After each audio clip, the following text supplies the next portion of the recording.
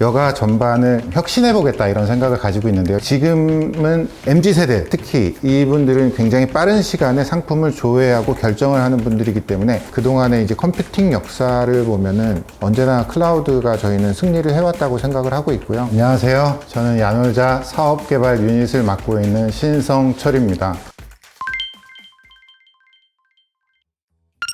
야놀자 사업개발 유닛은 다양한 파트너십을 통해서 다른 파트너들과 함께 새로운 서비스들을 야놀자에 추가하는 역할을 하고 있고요.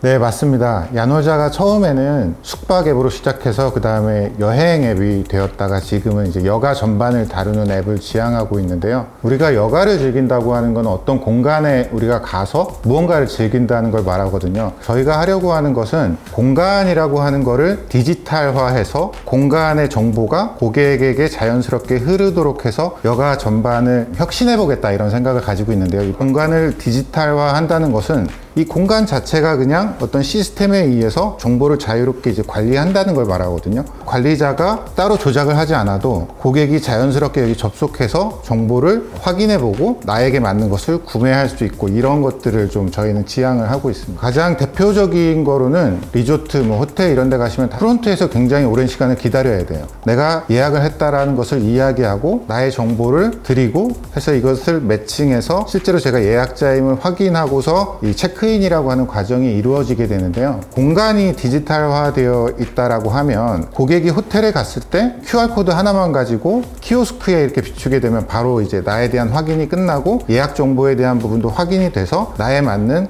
그 객실의 키가 자동으로 이렇게 나오는 이런 과정을 좀 생각해 볼 수 있고요. 사실 이런 것들은 몇몇 호텔 또 리조트 이런 곳들에는 실제로 실현이 돼서 서비스가 되고 있습니다. 배달이라고 하는 영역을 생각해 보면 되게 이해가 쉬울 것 같은데요. 처음에 이제 배달이라고 하는 게 우리가 전화를 해서 음식을 주문하는, 그러니까 아무것도 디지털화되어 있지 않은 이런 환경에서 지금은 이제 정보가 모두가 디지털화돼서 우리가 앱을 통해서 주문을 하면 실제로 그 주문이 가게의 포스까지 주문이 실제로 들어가는 이런 과정, 또 거기에서 그치지 않고 이게 이제 배달원한테 연락까지 돼서 배달원이 호출되는 서비스까지 이르게 됐는데요.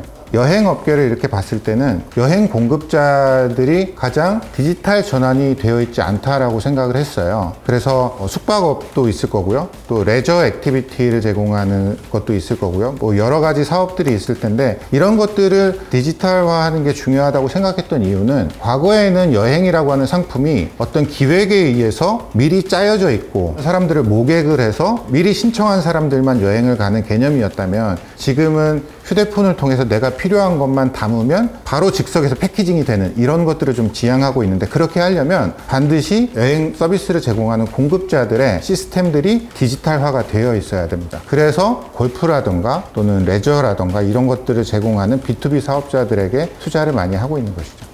여행 상품을 패키징하는 것이 과거에는 미리 패키징이 되어 있던, 표현하자면 레디메이드 되어 있어야 되는 상품이었다면 지금은 MZ세대, 특히 이분들은 굉장히 빠른 시간에 상품을 조회하고 결정을 하는 분들이기 때문에 다이내믹한 패키징이 필요하다고 생각을 했고요. 저희가 공급자와 소비자들 모두에게 서비스를 제공하는 이 양면 시장을 가지고 있는 플랫폼 사업자로서 두 개의 사업을 좀 더 잘하게 되면은 다이내믹 패키징을 조금 더 똑똑하게 잘할 수 있게 될 거라고 생각을 합니다.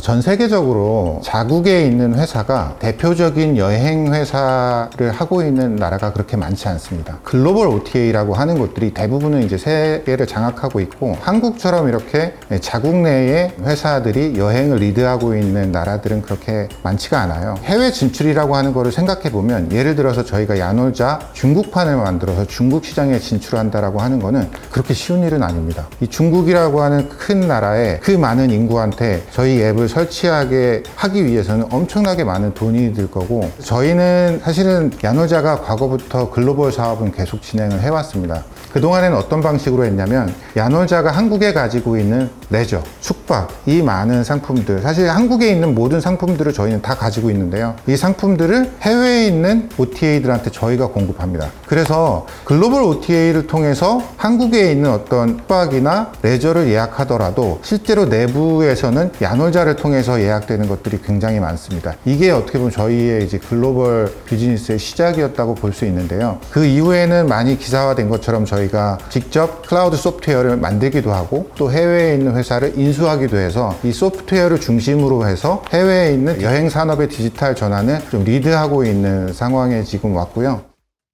해외에 있는 호텔들이 저희 클라우드 소프트웨어를 사용해서 호텔을 운영하는 데 활용하고 있는데요. 보통 이제 호텔을 운영하려고 하면은 PMS라고 해서 프로퍼티 매니지먼트 시스템, 이 시스템을 반드시 써야 돼요. 그러니까 이 시스템이 하는 역할은 호텔에 있는 기본적인 자원이 객실, 연회장, 레스토랑 이런 거잖아요. 이런 것들을 고객들이 실제로 예약을 할 수 있게끔 예약 관리를 하고, 예약이 들어왔을 때 실제로 방을 배정하고 이런 것들을 해주는 소프트웨어를 말하는데, 지금은 상당 부분이 이제 자동화가 되어 있고 또 클라우드화가 되어 있습니다. 저희가 조금 더 포커스를 맞췄던 것은 중소형 호텔? 중소형 호텔이 꼭 아니더라도 신흥 국가, 새롭게 관광이 좀 개발되고 있는 국가, 이런 곳들에 선제적으로 클라우드 소프트웨어를 기반으로 해서 진출을 한 것이고요. 그렇기 때문에 양적으로는 세계 1위인 오라클에 이어서 지금 2위라고 이야기를 하고 있는데, 결국 긴 그동안의 이제 컴퓨팅 역사를 보면은 언제나 클라우드가 저희는 승리를 해왔다고 생각을 하고 있고요. 시간은 조금 걸릴 수 있겠습니다만 앞으로 새롭게 생기는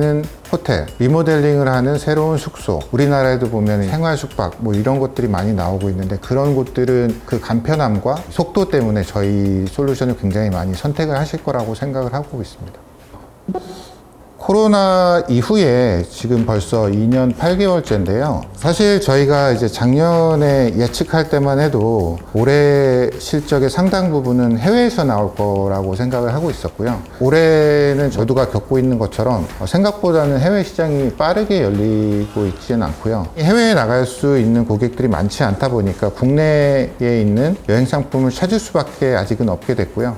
그러는 동안에 작년 올해 물가가 굉장히 많이 좀 오르게 되면서 그런 것들이 좀 영향을 미쳤다라고 생각은 하고 있고요. 또 한 가지 측면으로는 저희가 해외에 제공하고 있는 여러 가지 소프트웨어들에 대해서 이제 좀 유료 가입자들이 좀 많아지게 되면서 거기서 오는 수익도 크지 않았나 이렇게 생각을 하고 있습니다.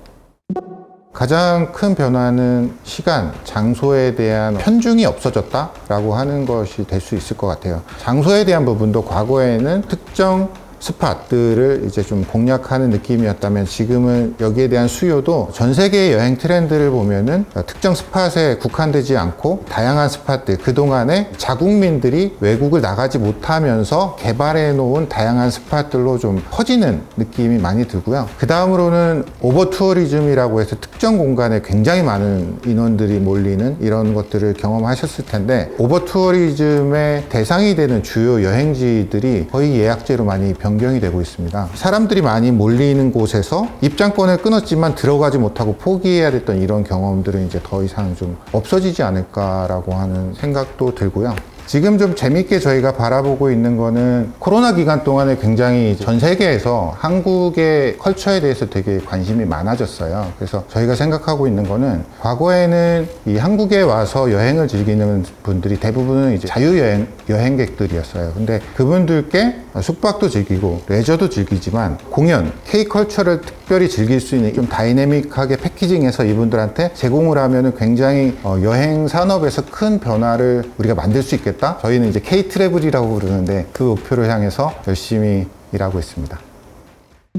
코로나가 끝나고 나서 국내 여행이 과거 수준으로 복귀할 것인가 라고 하는 부분에 대해서는 저는 그렇게 생각하지는 않고요. 여행의 횟수 이런 것들을 보면은 해마다 특히 MZ세대를 기반으로 해서 여행의 횟수, 머무는 일수 이런 것들이 좀 증가하고 있거든요. 그래서 고객들이 지금 한국에서 즐기는 이제 국내 여행은 유지가 된 상태에서 여름 휴가 또는 연말 이런 때 해외로 나가는 것들이 조금 다양화가 될 거라고 생각하고 있고, 지금 뭐 ESG나 이런 거에 대한 관심이 굉장히 많아지고 있는데, 저희도 이제 추구하는 방향은 그런 거예요. 전 세계에서 탄소 배출의 한 2.4% 정도가 항공기에서 나오는 뭐 탄소 배출이라고 하더라고요. 근데 이거를 좀 줄이려고 하면 자주 떠나서 짧게 머무르는 것을 좀 줄이고, 한 번 떠나도 오래 머물고 오는 이런 형태로 좀 여행도 바뀌어야 될 거라고 생각을 하고 있거든요. 근데 저희가 지금 당장에 그런 상품을 만들어서 고객들한테 어필한다는 것은 상당히 어려운 일이고 시간도 걸리겠지만, 앞으로는 좀 그런 형태의 여행 상품을 조금 더 많이 고객들한테 제안을 하고 싶습니다. 고객이 다이내믹하게 패키징을 해서 마치 과거의 여행사가 나한테 짜줬던 것과 같은 여행을 즉석에서 이렇게 만들 수 있는 이런 상품들이 앞으로 좀 저희가 타겟하고 있는 여행 상품이고요.